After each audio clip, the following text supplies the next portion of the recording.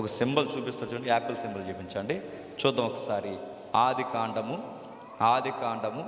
4వ అధ్యాయం 7వ వచనం. ఆది కాండము 4వ అధ్యాయం 7వ వచనం. నీవు సత్క్రియ చేసిన ఎడల,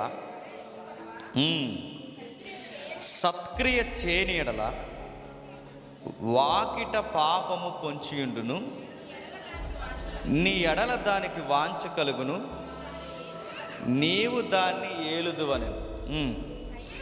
పాపము అన్న దగ్గర ఇబ్రూ శబ్దం ఏం వాడారంటే అమర్ష్య అని వాడారు. అమర్త్య అంటారు, అమర్ష్య అంటారు.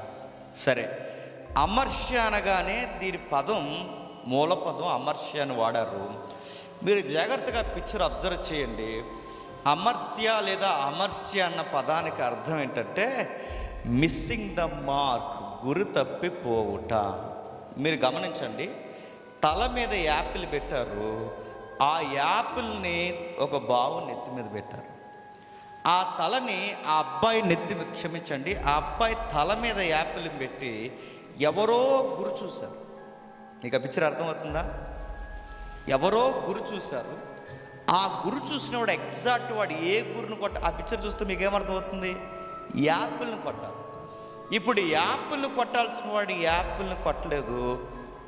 ఆ అబ్బాయి గురి తప్పి ఆ బాణం తన నొసలను కొట్టింది. ఏమవుతుంది చెప్పండి? చూస్తే చాలా భయంగా భారంగా ఉంటుంది ఆ పిక్చర్. అది ఏమవుతుంది? గురి తప్పితే ఏమైంది? ఒక నిండు ప్రాణము పోయింది. నేను ఎందుకు చెప్తున్నానంటే, ఆదాము తప్పిన గురి, కయ్యేను తప్పిన గురి, అది నిజముగానే ప్రాణం తీసేసింది. దట్ ఈజ్ అమర్ష్య. గురి తప్పడిపోవడం అంటే పర్లేదండి, ఇంకో బాణం వేయొచ్చని కాదు అర్థం. ఇంకో బాణం వేయడానికి టార్గెట్టే మిస్ అయిపోయాం, గుర్తింపు కోల్పోయాం, మిస్ అయిపోయాం. దేన్నో కొట్టాల్సిన మనం ఎక్కడో గురి చూడాల్సిన మనం గురి తప్పింది. ఆ తప్పిన గురి ఉద్దేశపూర్వకంగానే తప్పింది. నీకు విషయం చెప్పనా? వాడు కావాలనే ఆ పిల్లగాడికి దించాడన్న వర్డ్ అది. నా మాట మీకు అర్థమవుతుంది లేదు? ఉద్దేశపూర్వకంగానంటే ఎస్, ఉద్దేశపూర్వకంగానే. ఆదాముని మళ్ళీ అంటున్నాను, ఆదాము పొరపాటున గురి తప్పించలేదు. Yes or no?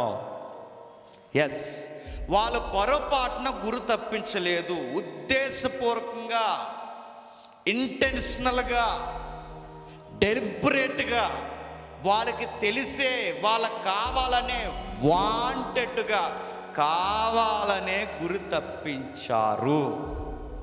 లేదండి పొరపాటున ఏ పండో తెంచవలన ఈ పండు తెంచేశారంటే తెలియకడానికి ఎక్స్ప్లెనేషన్ లేదు. వాళ్ళకి కావాలనే ఏ పండు అయితే తెంచొద్దన్నాడో ఆ పండే కావాలని తెంచారు. దీన్ని ఏమంటారు? కావాలనే, చెప్పండి, గురి తప్పించారు. ఇంటెన్షనల్గా, వాంటెడ్గా యాపిల్ని కొట్టాలన్న గురిని కావాలని తప్పించి కుర్రోని కొట్టేశారు. ఆ ఇమేజ్లో ఉన్న ఆ రూపంలో నుంచి ఆదామును ఊహించాడు. కావాలనే చేశారంటే ఎస్, కావాలనే చేశారు. ఆదాము పొరపాటున చేసింది కాదు, తెలియకుండా చేసింది కాదు. ఇన్ని చెట్లలో ఏ చెట్టు పండైతే తెంపొద్దన్నాడో కావాలని పనిగట్టుకుని ఇద్దరు వెళ్ళి ఏం తెంచారు చెప్ప. పాపం అంటే ఏంటి చెప్పినా, ఉద్దేశపూర్వకంగా చేసేది. పొరపాటున చేసేసామని చక్కలు చెప్తే దేవుని దగ్గర చల్లో, నువ్వు కావాలనే చేస్తావు.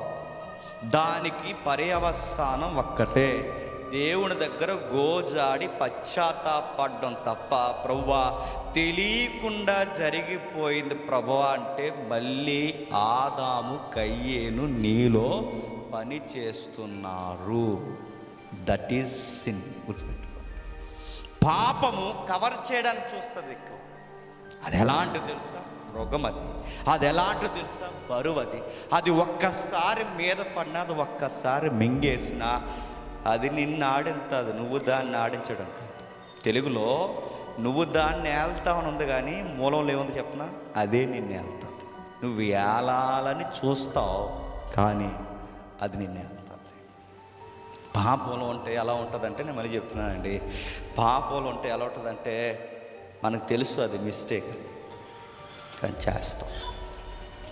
ఇన్ని చెట్ల పొలంలో ఏది తిన్నా పర్లేదు, తెంచకూడదని తెలుసు మనకు, కానీ తెంచుతాం. ఎవడా అన్నాడట, ఆదాము కాబట్టి అలా చేశాడు, నేనైతే అలా చేయను, అంతలేదురు అయ్యా. ఎవడున్నా ఆదాము చేసిందే చేస్తాడు. ప్రూఫ్ ఏంటి సార్ అంటే, వివరణ ముందుకు వెళ్ళే కొలది మనకు అర్థమవుద్ది. ఇంకా ఏం చేశారు? నేను క్వశ్చన్ అడుగుతున్నాను.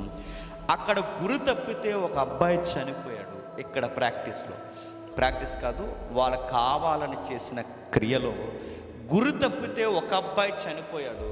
కానీ ఇక్కడ నేను అడుగుతున్నాను, ఆదాము గురి తప్పితే ఒక అబ్బాయి కాదు, చెప్పండి, అందరూ చనిపోతున్నారు. మరో మాట చెప్పనా, ప్రపంచంలో ఏ మూలన ఎవడు చచ్చిపోయినా ఆదాము గురి తప్పాడు కాబట్టి చచ్చిపోతున్నారు, గురి తప్పించాడు కాబట్టి చచ్చిపోతున్నాడు. మళ్ళీ చెప్తున్నాను, గురి తప్పించారు, చంపేశారు. కరోనా వాళ్ళు చచ్చిపోయారు అంటే సెకండరీ ఎక్స్ప్లెనేషన్. అది ఫస్ట్ ఎక్స్ప్లెనేషన్ ఏంటి చెప్పిన? మిస్సింగ్ ద మార్క్, చంపేశారు. అది చైనా వాడా, జపాన్ వాడా, యుఎస్ఏ వాడా, అగ్రరాజ్యమా, సెకండరీ ఎక్స్ప్లెనేషన్. కానీ దాని వెనకాల మరణఘోష కావాలనే తప్పించాడు. వెళ్తుంది. ఒక బాణం తప్పితేనే ఒకడు చచ్చిపోతే, ఆదామే గురి తప్పితే అందరూ చచ్చిపోయారు. ఎలా అండి? నాకు ఇంకా బాగా అర్థం కావాలని అడిగితే బాగా వినండి. ఇది డాక్టరీన్, అంటే సిన్ మీద ప్రత్యేకమైన ఒక సిద్ధాంతం ఉంది, డాక్టరీన్ ఆఫ్ సిన్ అంటారు. ఓకే, ఒక ఎగ్జాంపుల్ చెప్తాను ఇంకా అర్థం అవ్వాలంటే. నా దగ్గర ఒక నీళ్ళ పాత్ర ఉందనుకోండి, మీరు అందరూ ఇలా కూర్చున్నారు. నా దగ్గర ఒక నీళ్ళ పాత్ర ఉంది. నేను నిండు నీళ్ళ పాత్ర పట్టుకుని వచ్చి సడన్గా మీ దగ్గర అలా చెయ్యి వదిలేసాను అనుకోండి, పాత్ర ఏమవుద్దండి? ఇప్పుడు నేను నీళ్ళ పాత్ర తెచ్చానండి, ఇలా మోసుకుని వచ్చాను. సడన్గా నీళ్ళ పాత్ర నేను అలా పాడేస్తే అందరి మీద పడతాయి. అదేంటండి, ఆడు పడేస్తే ఆడు తడిసిపోవాలి, కానీ మేమెందుకు తడిసిపోయామండి అంటే ఇంక నిన్ను వెంటనే జాయిన్ చేసేయాలి. ఇంకెక్కడ నువ్వు ఆ గుంపుకి సంబంధించినోడు గనక, నువ్వు ఆ గుంపులో ఉన్నవాడు గనక, మానవులు అనే గుంపు మనకు వర్తిస్తుంది గనక, ఇందులో ఒక్కడ మిస్టేక్ చేసినా చెప్పండి అందరూ తడిసిపోయారు. నేను కావాలని పాత్ర ఎత్తేసాను. అసలు ఎత్తెత్తే ఎలా ఉంటుంది అని ఎత్తేసాను. ఆ ఎత్తేసిన యొక్క తీవ్రత నాకే కాదు, నాతో పాటు చాలామందిని తడిపేసింది. దీన్నే అమర్ష్య. మరో ఎగ్జాంపుల్ చెప్తాను. అదేంటంటే, అది అన్యాయం కాదా?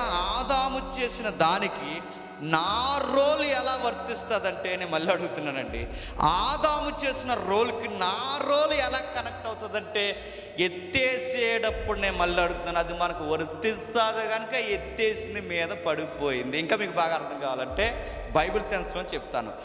ఆదాము పాపం చేసి మరణం తెచ్చాడు. ఆదాము, మరణం మీద పెద్ద సబ్జెక్ట్ ఉంది, మళ్ళీ అది ఎప్పుడైనా చూద్దాం. ఆదాము పాపము చేసి మరణం తెచ్చాడు. మరణం అట అందరికీ సంప్రాప్తమైందట. ఎందుకు మరణం అందరికీ సంప్రాప్తమైంది చెప్పండి? ఇప్పుడు ఆదాముకి నాకు సంబంధం లేదు అంటున్నారు, బాగుంది. ఆదాము పాపము చేసి మరణం తెచ్చాడన్నాడు. మరణం అట అందరికీ సంప్రాప్తమైందట. ఎందుకైంది అందరికీ మరణం సంప్రాప్తి అంటే, ఎవడైతే ఆదాము నేచర్ని కొనసాగిస్తాడో, ఎవడైతే ఆదాము స్వభావ సుగుణాలు ఈ దేహంతో కలిగి ఉంటాడో, ప్రతి ఒక్కడికి మరణము చెప్పండి సంప్రాప్తం. ఆదాములాగే నువ్వు ఉన్నావు, నీకులాగే ఆదాము ఉన్నాడు. అందుకే ఆదాముకు వచ్చిందే నీకొచ్చింది. మరో మాట చెప్తున్నాను, ఆదాములోంచి వచ్చాం కాబట్టి వచ్చింది. చాలామందికి మట్టి బాధ అయిపోతుంది. అదేంటండి, ఆదాము చేసిన దానికి మాకు సంబంధం ఏంటి? ఆదాము మీదకే గెంటేస్తామండి అంటున్నారు. నేను మాట్లాడుతున్నాను, చెప్పండి. ఆదాము స్త్రీ మీద గెంటేశాడు, స్త్రీ సర్పం మీద గెంటేసింది. నువ్వు ఆదాము మీద గెంటేస్తుంది. పెద్ద తేడా ఏముందరా? నేను మళ్ళీ అడుగుతున్నా. ఆదాము స్త్రీ మీద గెంటేశాడు, స్త్రీ సర్పం మీద గెంటేసింది. నువ్వు నాకు సంబంధం లేదు, ఆదామే సంబంధం అని అంటే నువ్వేమి చేయవు, అసలు నువ్వు ఇంటెన్షనల్గా ఎప్పుడు ఏ పాపం చేయవు. ఈ అన్నిటికీ కారణం ఎవరని చెప్తున్నావు? అది నా మాట అర్థమవుతుందో లేదు. ఆదాము రిబ్బన్ కటింగ్ చేశాడన్నది ఎంత వాస్తవమో, దాన్ని కొనసాగించామన్నది కూడా అంతే వాస్తవం. మనం కొనసాగిస్తున్నాం.